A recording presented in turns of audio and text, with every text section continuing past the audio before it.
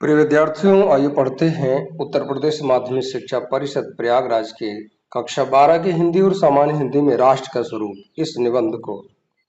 आज हम इसका दूसरा अवतरण देखेंगे। तो शुरू करते हैं। पिछले वीडियो में इसका पहले का अवतरण आप देख सकते हैं, समझ सकते हैं। इस अवतरण में राष्ट्र का जो प्रथम अंग है, जो प्रथम तत्व भूमि है, उस भूमि तत्व की चर्चा हो रही है। तो शुरू करते हैं।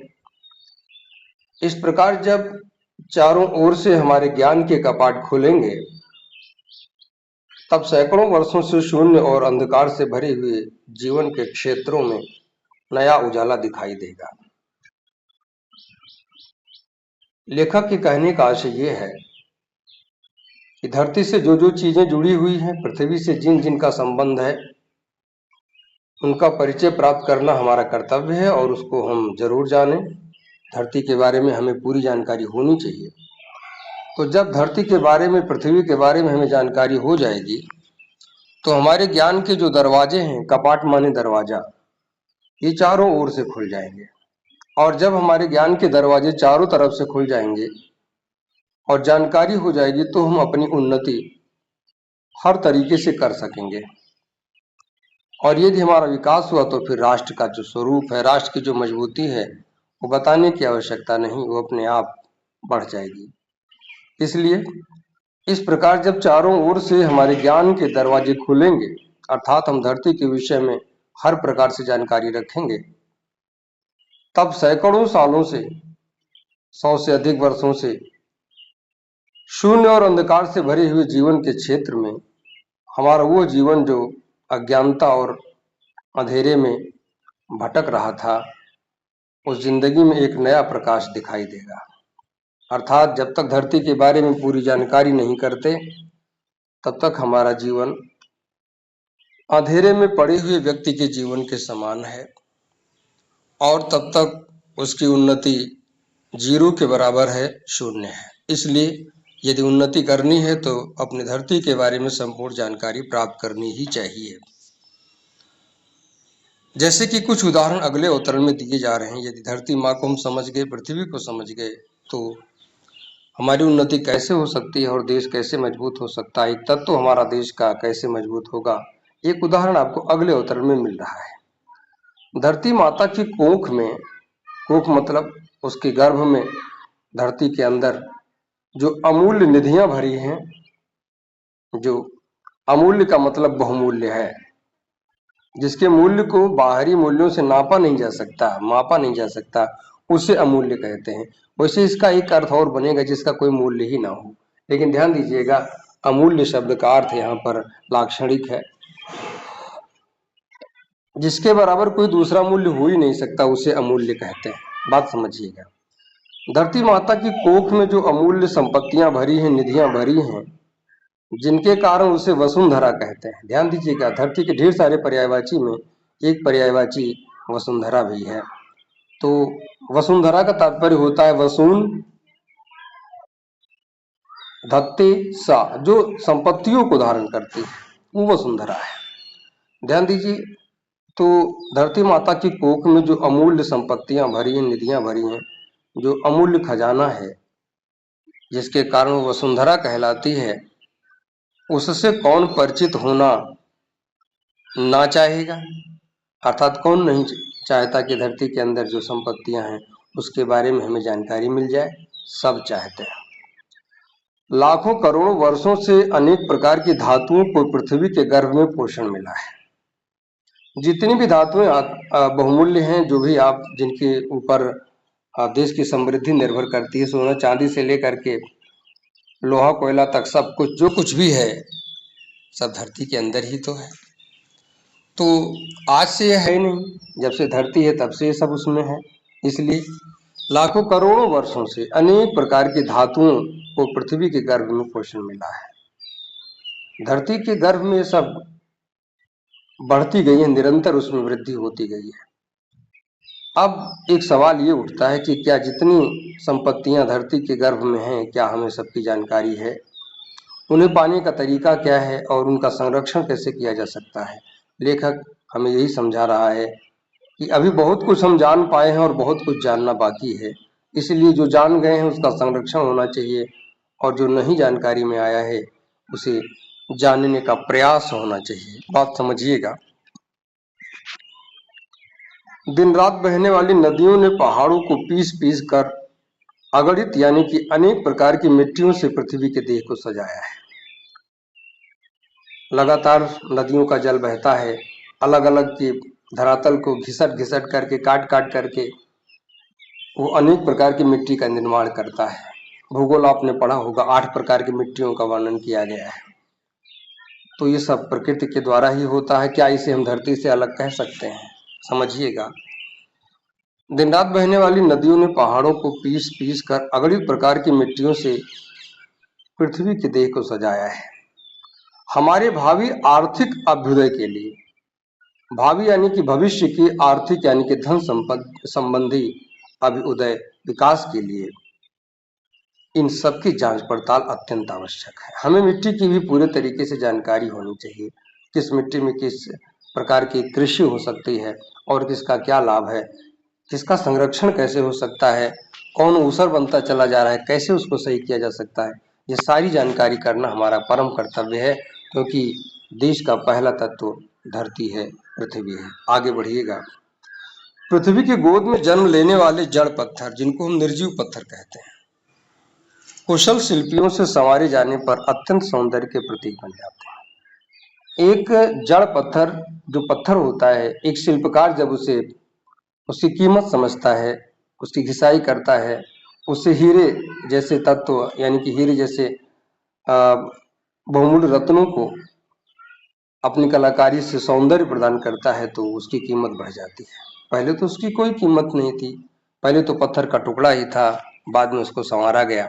कई ऐसे पत्थर जो कभी वैसे ही नदियों में, समुद्रों में बहते थे, बाद में उसको लोगों ने पहचाना और आज वो बहुमूल्य रत्नों के रूप में बिक रहे हैं। इसलिए जानकारी न हुई होती तो हम उसकी कीमत न जानते। हमें उनकी भी जानकारी रखनी चाहिए। आगे बढ़िएगा।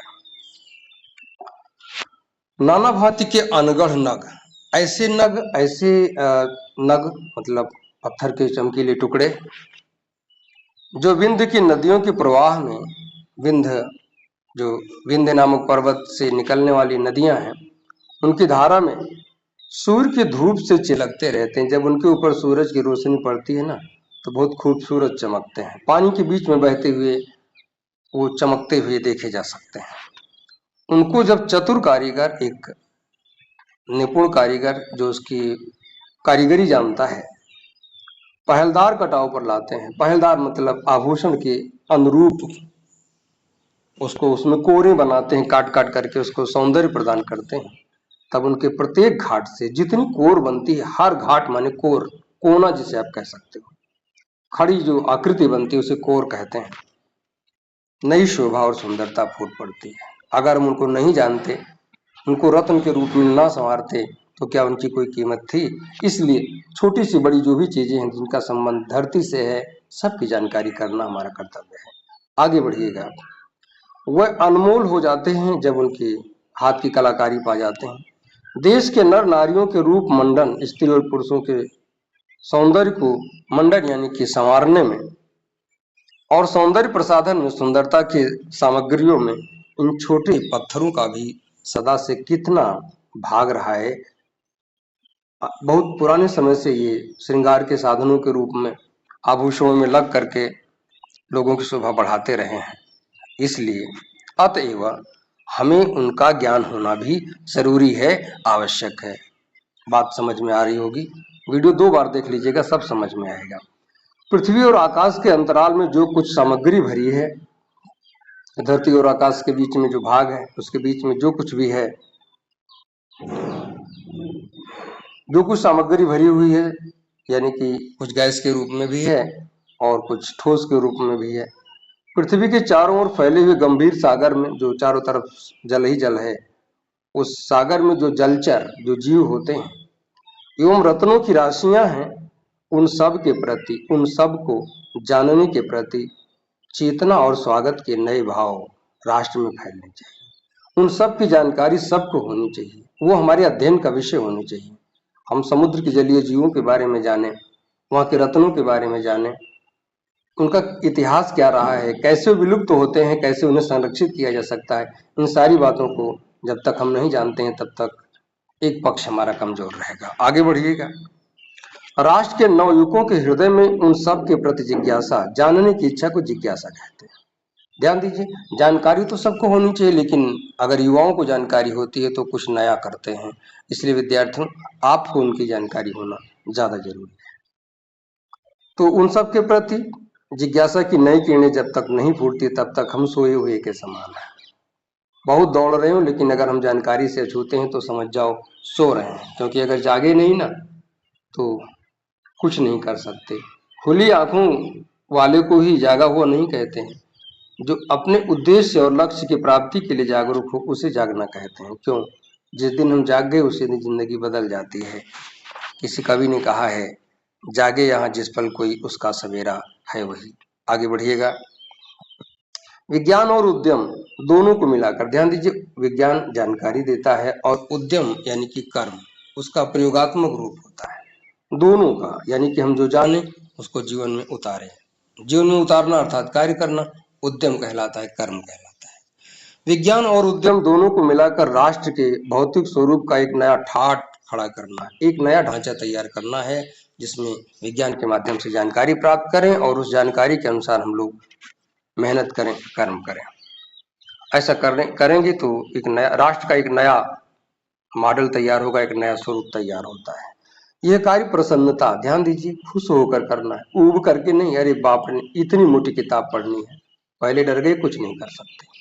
देखिए चिलचिलाती धूप में क्रिकेट के खिलाड़ी कैसे पसीने पसीने होकर के खेलते रहते हैं, खुश रहते हैं, उदास नहीं रहते। समझिएगा, यह कार्य प्रसन्नता, उत्साह और अथक बिना थके हुए परिश्रम के द्वारा नित्य आगे बढ़ाना चाहिए, आगे चलना चाहिए। इसको निराश होकर के नहीं, थक करके नहीं, खुश होकर के।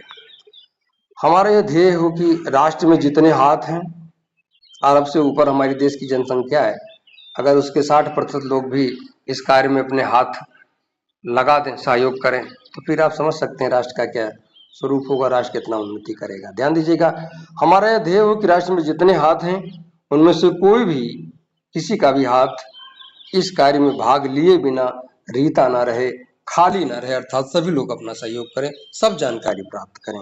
इसके लिए शिक्षा की भी आवश्यकता है। तभी मातृभूमि के पुष्कल, पुष्कल माने पर्याप्त, समृद्धि और समग्र रूप मंडन, पूर्ण रूप से समृद्धि अर्थात विकास, और समग्र पूर्ण रूप से रूप मंडन, इसके सौंदर्य में वृद्धि को प्राप्त किया जा सकता है, अर्थात धरती को खूबसूरत बनाया जा सकता है। अब इसके साहित्यिक सौंदर्य की बात कर लेते हैं। ध्यान दीजिएगा, भाषा शुद्ध परिमार्जित खड़ी बोली, शैली विवेचनात्मक और गवेषणात्मक। गवेषणात्मक का मतलब है खोज परख, हम कुछ पता लगाने का प्रयास करते हैं, कुछ जानने की बात करते हैं, कुछ मानो ढूंढ रहे हों, ऐसी शैली को हम गवेषणात्मक यानी कि अन्वेषणात्मक शैली कहते हैं। गुण, ओज, शब्द शक्ति, लक्षण और व्यंजना। जो चीज छूट गई है कमेंट कीजिएगा, उसे हम पूरा करने का प्रयास करेंगे। आज यहीं तक।